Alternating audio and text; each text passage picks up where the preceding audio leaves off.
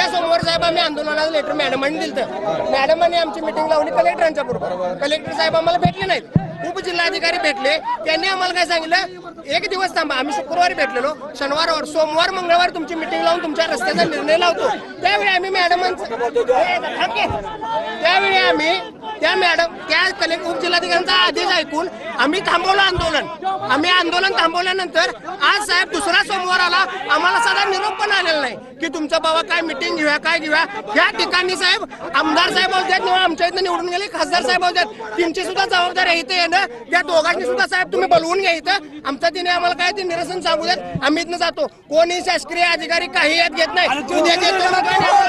साहेब निरसन करणारे आमदार खासदार कोण? आणि मागच्या वेळी ज्यावेळी आम्हाला रोड दिला त्यावेळी आम्हाला काय सांगितलं, 3 महिने तुमचा पर्यायी रस्ता देतो साहेब. आज ह्या गोष्टीला 6 महिने झाल्यात, आम्हाला रस्ता अजून काय मिळाला नाही. ही जी साधी अक्वायरी सुद्धा झालेली नाही साहेब. आम्ही कुणाच्या जेव्हा बसायचं, आमची काही अडचण नाही साहेब. आम्हाला नाही रस्ता मिळू दे, आमचा रस्ता चालू करून द्या. तो रस्ता ज्यावेळी आम्हाला पर्यायी रस्ता चालवेल त्या दिवशी हो तुम्ही नाही, आम्ही स्वतः येऊन बंद करू साहेब. आम्हाला